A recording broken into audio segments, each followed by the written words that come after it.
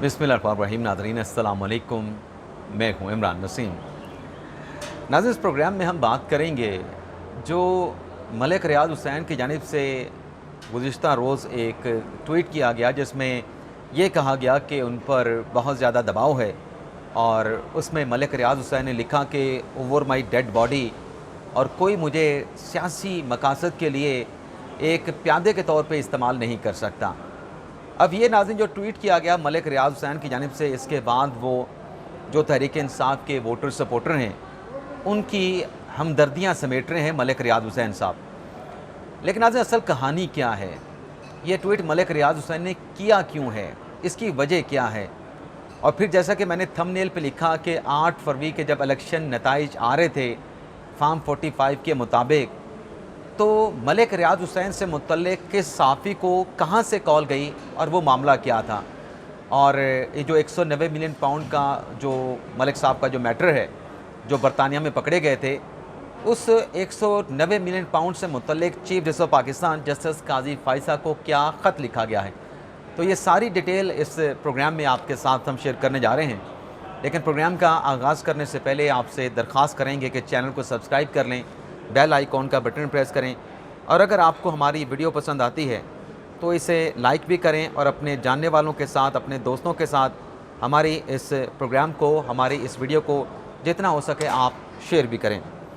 तो आगाज़ करते हैं। मलिक रियाज़ हुसैन साहब ने जो ट्वीट किया था, पहले तो वो ट्वीट एक मरतबा फिर मैं पढ़ देता हूँ कि इस ट्वीट में मलिक रियाज़ हुसैन साहब जो हैं वो दरअसल कहना क्या चाह रहे थे, या दरअसल उस ट्वीट के ज़रिए मलिक रियाज़ हुसैन ने क्या ड्रामा करने की या ड्रामा रचाने की कोशिश की। तो मैं ट्वीट नाज़रीन आपको पढ़ देता हूँ। इस ट्वीट में नाज़रीन मलिक रियाज़ हुसैन साहब ये लिखते हैं कि मेरी सारी ज़िंदगी अल्लाह ताला ने मुझे हमेशा अपने असूल पर कायम रहने की रहनुमाई की। मैं किसी भी मामले पर सियासी फ़रीक ना बनूँ। अब 1 साल से ज़्यादा अरसे से मुझ पर समझौता करने के लिए बहुत दबाव है, लेकिन मैं कभी भी किसी को इजाज़त नहीं दूंगा कि वो मुझे सियासी मकासद के लिए प्यादे के तौर पे इस्तेमाल करे पाकिस्तान में। आगे फिर वो अपने प्रोजेक्ट के हवाले से बता रहे हैं और आगे लिखते हैं कि आज भी ज़ाती हैसियत में मैं पूरे यकीन के साथ कह सकता हूँ कि ओवर माई डेड बॉडी, अपनी बीमार हालत और परेशानी के बावजूद मैं अल्लाह से मदद और इस मुसीबत का सामना करने के लिए साबित कदम हूँ। अब ये मलिक साहब का मैंने ट्वीट नहीं पढ़ा, उसमें से चीदा मैंने जुमले आपको पढ़ के सुनाए हैं। अब इससे नाज़रीन तासुर ये गया कि ग़ालिबन मलिक रियाज़ हुसैन साहब जो हैं उन पे ये दबाव डाला जा रहा है कि वो इमरान खान के ख़िलाफ़ जो है वो वादा माफ़ गवाह बन जाएं।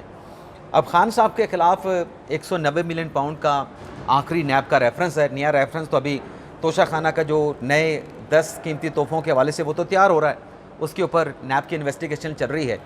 लेकिन ये नैब का जो रेफरेंस जो कि कंक्लूड होने के करीब है, कुछ गवाहों के बयानात बाकी रह गए हैं, कुछ गवाहों पे जिरा करना बाकी रह गया है। तो इस ट्वीट के ज़रिए मलिक रियाज़ हुसैन साहब ने यह तासुर देने की कोशिश की कि उन पे दबाव ये है कि वो इमरान खान साहब के ख़िलाफ़ गवाही दें, उनके ख़िलाफ़ सुल्तानी गवाह बन जाएँ। अब नाज़रीन फैक्चुअल बात यह है कि जो किसी भी नैब की इन्वेस्टिगेशन में या नैब के रेफरेंस में जो वादा माफ़ गवाह बनने का जो वक्त होता है, यानी सुल्तानी गवाह बनने का जो वक्त होता है, वो तब होता है जब इन्वेस्टिगेशन नैब की चल रही होती है, जब इंक्वायरी चल रही होती है, जब तहकीकात मुकम्मल हो जाती हैं, इंक्वायरी मुकम्मल हो जाती है, रेफरेंस अदालत में दायर हो जाता है, तो फिर सुल्तानी गवाह की या वादा माफ़ गवाह बनने की जो स्टेज है वो गुजर चुकी होती है। तो इस वक्त तो इमरान खान साहब का जो रेफरेंस है उसमें मलिक रियाज़ हुसैन साहब जो हैं वो खुद एक्यूज़ हैं और उसमें वादा माफ़ गवाह बनने की, सुल्तानी गवाह बनने की जो स्टेज है वो गुजर चुकी है। मलिक रियाज़ हुसैन साहब जो हैं वो उस केस में मफरूर हो चुके हैं। तो ये कहना कि उनके ऊपर इस केस के हवाले से दबाव है, ये कहना बिल्कुल दुरुस्त नहीं है, ये गलत है। ये मलिक रियाज़ हुसैन साहब ने एक तरीके से ड्रामा किया है और इसमें हमें हमारे साथी ये बताते हैं, मतलब ज़रा ये बताते हैं कि इस ट्वीट के ज़रिए अब जो एक हालात से लोग अंदाज़ा करें कि ग़ालिबन खान साहब की वापसी हो रही है जी, या आज नहीं तो कल या कुछ अरसे तक, महीनों तक या चंद साल तक, 1 साल तक, 2 साल तक, तो तहरीक इंसाफ जब वापस आएगी तो इमरान खान साहब की हमदर्दियाँ क्यों ना समेटी जाएँ। तो हमारे एक दोस्त का दावा है कि ये दरअसल मलिक रियाज़ हुसैन साहब ने ट्वीट करके तहरीक इंसाफ की हमदर्दियाँ समेटने के लिए ड्रामा किया है, क्योंकि वादा माफ़ गवाह बनने की स्टेज, सुल्तानी गवाह बनने की जो स्टेज है वो गुजर चुकी है। और ये बात फैक्चुअली नाज़रीन बिल्कुल दुरुस्त है कि अब आप इन्वेस्टिगेशन के बाद वादा माफ़ गवाह नहीं बन सकते।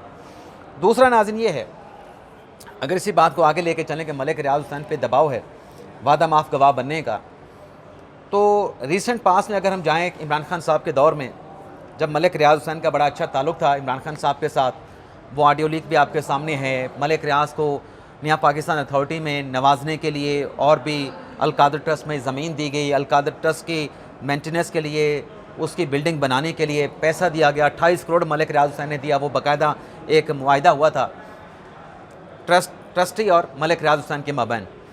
तो एक ताल्लुक़ तो इमरान खान साहब का और मलिक रियाज हुसैन साहब का है। और फिर जब अदम एतमाद की तहरीक आ रही थी, उस दौरान इमरान खान साहब मलिक रियाज को इस्तेमाल कर रहे थे कि आप ज़रदारी साहब से कहें कि अदम एतमाद की तहरीक वापस ले लें। तो मलिक रियाज हुसैन को जवाब जो दिया था अरसफ अली ज़रदारी ने, वो भी आप सुन चुके हैं, ग़ालिबन वो भी ऑडियो लीक हुई थी। उसमें मलिक रियाज हुसैन को कहा था ज़रदारी ने कि नहीं। लेकिन उसी दौर में अगर चले जाएँ इमरान खान साहब के दौर में, तो आपके सामने है कि हुकूमत तो इमरान खान साहब की थी, लेकिन जो फेक अकाउंट के केसेस थे मलिक रियाज हुसैन के ख़िलाफ़ और साबिक़ सदर आसिफ अली ज़रदारी के ख़िलाफ़, उन केसेस में जो आसिफ अली ज़रदारी उनके साथ या उनकी हमशीरा आती थी फरियाल तालपुर, तो वो किसके प्राइवेट जेट में बैठ के आते थे? वो मलिक रियाज हुसैन के प्राइवेट जेट में बैठ के आते थे। यहाँ पे इस्लामाबाद में आके पेशी भुगतते थे, यहाँ पे पेशी के बाद दोबारा वापस चले जाते थे। तो इसका मतलब ये है कि इमरान खान साहब के दौर में उनके ज़रदारी साहब के साथ भी अच्छे ताल्लुक़ हैं।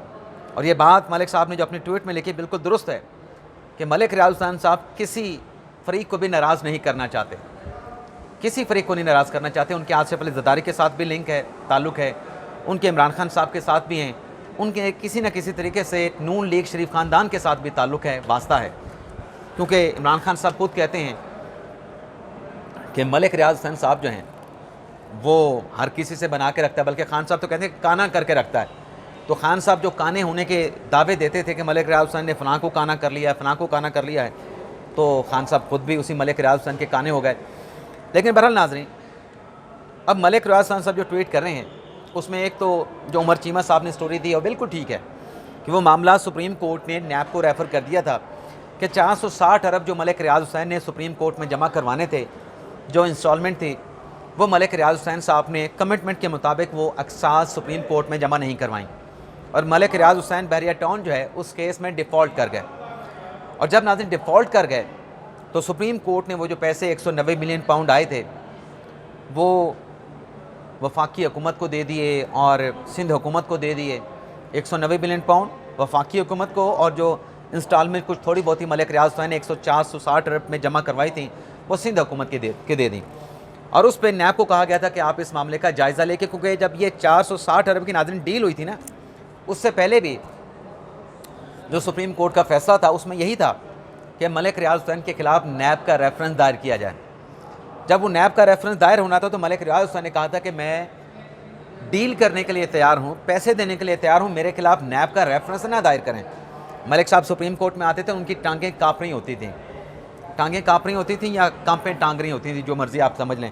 क्योंकि खान साहब के लिए तो कांपें टांगना है, लेकिन उर्दू डिक्शनरी में लफ्ज़ जो है वो टांगें काँपना है। तो मलिक रियाज हुसैन साहब के इस ऑफ़र के ऊपर फिर वो 460 अरब की डील हुई कि 7 सालों में वो पैसे कैसे अदा करने हैं। और उसमें फ़ैसले में ये लिखा गया था, जो 460 अरब की डील हुई थी, कि अगर ये पैसे मलिक रियाज हुसैन ने ना दिए, मलिक रियाज हुसैन डिफ़ॉल्ट कर गए, तो नैब मलिक रियाज हुसैन के ख़िलाफ़, गारंटी देने वालों के ख़िलाफ़, बहरिया टाउन के ख़िलाफ़ रेफरेंस दायर करेगा। तो वो सुप्रीम कोर्ट ने जब वो डिफ़ॉल्ट हुआ, काजी फैसल साहब के बेंच ने वो मामला दोबारा नैब को भिजवा दिया था। तो नया रेफरेंस तो मलिक रियाज हुसैन साहब के ख़िलाफ़ दायर होना ही होना है। ये तो आप यूँ समझें कि राइटिंग ऑन द वॉल है। लेकिन आज जो मैंने लिखा कि ये 8 फरवरी की कहानी क्या है, जब इलेक्शन के नताइज आ रहे थे फॉर्म 45 में, और उस वक्त जिस तरीके से सोशल मीडिया पर और ख़ास तौर पे नेशनल मीडिया पे जो कमेंट्री हुई, जो एक तासुर बना उस कमेंट्री से 1% से लेके 5%, 10% के नताइज तक कि इमरान खान साहब जीत रहे हैं। तो उस पे नाज़रीन हमारे एक साथी हैं, उनके तरफ से बताया गया कि मुझे पीपल्स पार्टी के सेक्रेटेरिएट से कॉल आई। किसके सेक्रेटेरिएट से? पाकिस्तान पीपल्स पार्टी के सेक्रेटेरिएट से कॉल आई, और वो साफ़ी हैं हमारे साथी। उन्होंने कहा कि मुझे ये कहा गया कि जो कुछ अनबन थी, पहले तो थी नहीं, लेकिन अगर कोई नाराज़ी थी मलिक रियाज हुसैन और आसिफ अली ज़रदारी के माबैन, वो ख़त्म हो चुकी है। अब नाराज़गियाँ दोनों में नहीं रही। और उसके बाद उन्होंने कहा था कि ये हो सकता है कि पीपल्स पार्टी और तहरीक इंसाफ में कोई मामलात बन जाएं और उसमें मलिक रियाज हुसैन कोई किरदार अदा करें। तो आपके सामने है ये खबरें उस वक्त या क्या सराहियाँ हुई थी। ये पीपल्स पार्टी ने पैगाम भेजा है इमरान खान साहब को कि आप हुकूमत बनाएं, आपने अक्सरियत हासिल की है। और गालिबन अगर मैं गलत नहीं हूँ तो कोई ताना दिया गया था नून लीग की तरफ से पाकिस्तान पीपल्स पार्टी को कि आप तो रात जो है वो अडयाला जेल के बाहर खड़े थे जब ये इलेक्शन के नतीजे आ रहे थे। तो हमारे साथी ये बताते हैं कि वो दरअसल उस वक्त एक कोशिश हुई थी और वो ख़बर भी चली थी कि जो आसिफ अली ज़रदारी साहब हैं उस वक्त लाहौर में थे या कराची में थे, ख़बरें चली थी कि वो इस्लामाबाद रवाना हो गए हैं, इस्लामाबाद पहुंच गए हैं। तो साथी हमारे ये बताते हैं कि वो जो सारा मामला था कि वो पैगाम इमरान खान साहब को पहुंचाना कि आप हुकूमत बनाएं, तो इमरान खान साहब ने उस वक्त हुकूमत बनाने से इनकार कर दिया था। पीपल्स पार्टी की ऑफ़र एक्सेप्ट नहीं की थी। और ऑफ़र के हवाले से तहरीक इंसाफ के अपने लोग भी बताते हैं, खुर्शीद शाह साहब ने पिछले दिनों स्टेटमेंट दिया था कि हमने तो इमरान खान साहब से कहा था कि आप अपनी हुकूमत बनाएं, लेकिन खान साहब ने ऑफ़र एक्सेप्ट नहीं की थी। तो साथ ये बता रहे हैं कि आगे चल के अगर मलिक रियाज हुसैन साहब पे इतना दबाव है तो सबसे पहले तो जो जरदारी के केसेस में फेक अकाउंट केसेस में वो शरीक मुल्ज़म हैं, तो सबसे पहले तो उसमें सुल्तानी गवाह बन जाएं, उसमें वादा माफ़ गवाह बन जाएं, क्यों नहीं बनते। तो ज़राए का ये कहना है कि मलिक रियाज हुसैन साहब दरअसल इस मौके पे हमदर्दियाँ समेटना चाहते हैं पानी तहरीक इंसाफ की, पाकिस्तान तहरीक इंसाफ की, कि कल को जब ये आएँ इक़्तिदार में तो एटलीस्ट एक चीज़ रिकॉर्ड पे आ चुकी हो कि देखिए जी मैंने तो आपके लिए स्टैंड किया था, मैंने यहाँ तक कहा था ओवर माई डेड बॉडी।